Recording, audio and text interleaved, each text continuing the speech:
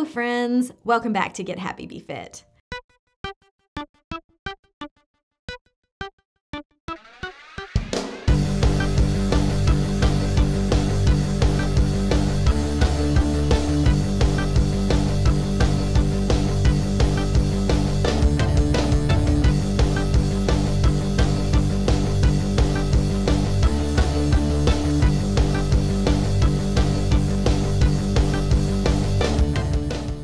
I am not gonna lie, y'all. Today's episode almost didn't get done. For reference sake, it is Sunday and this episode comes out tomorrow, but I am spent. Prepping is always a lot, and I have also been really busy, which is good, but it definitely takes its toll.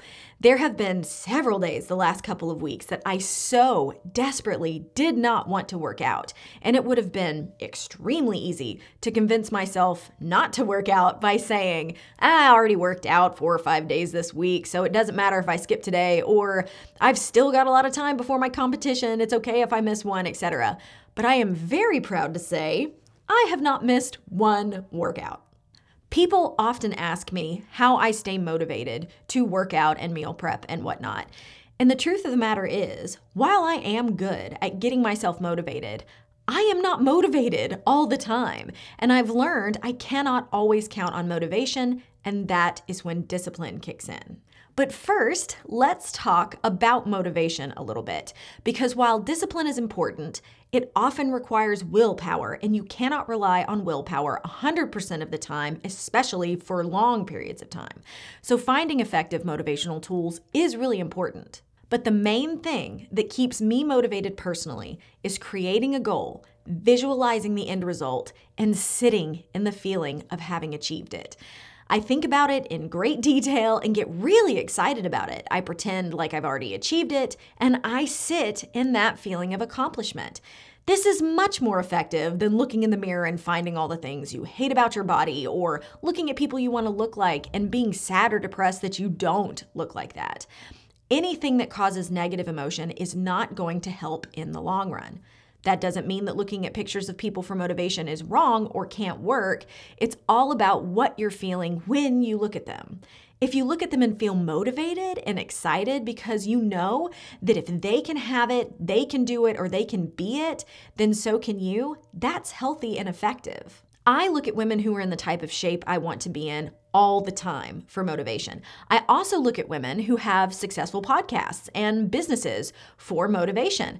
I do not feel inferior to them on most days. We all have down days, so sometimes I have to avoid it. But yeah, for the most part, I see them as my equals, knowing if I keep going and trying, I can have what they have and do what they do. I also look at pictures of myself when I first started losing weight and my first competition prep, and I sit in that feeling of excitement that I had then. The process may feel old and less exciting when I'm sitting in it now, but that doesn't mean I can't tap back into that excitement and live in that again. So all of that does help keep me motivated. But what about when motivation is lacking or nowhere to be found and you need discipline to kick in? When people ask, how are you so disciplined?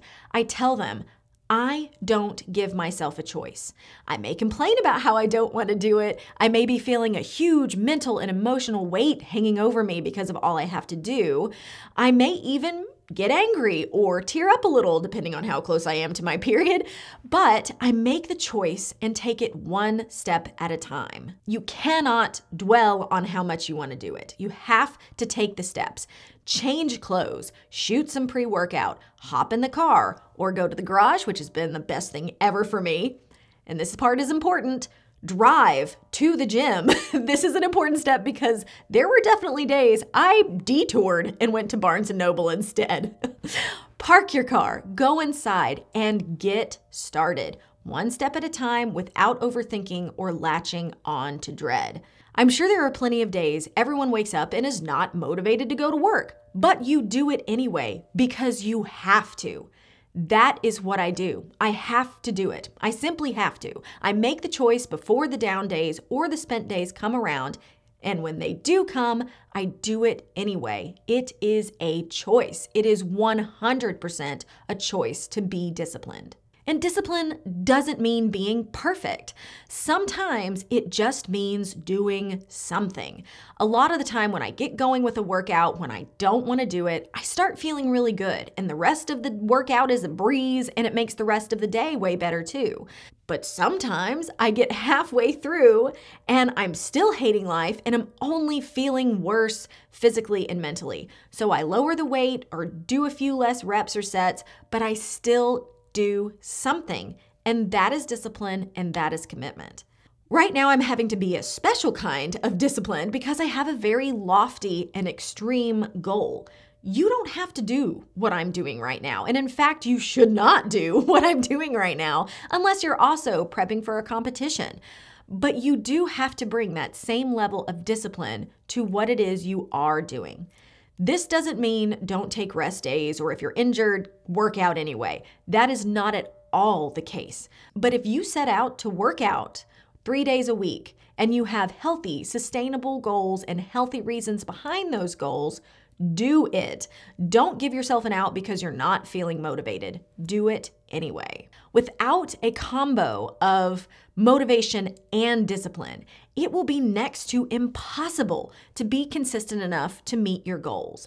That may seem daunting now, but if you pick or are given a doable program for where your fitness level currently is, I absolutely promise you, once you start making the decision over and over again to do it, it's easier to clear your mind, put your head down, and get it done.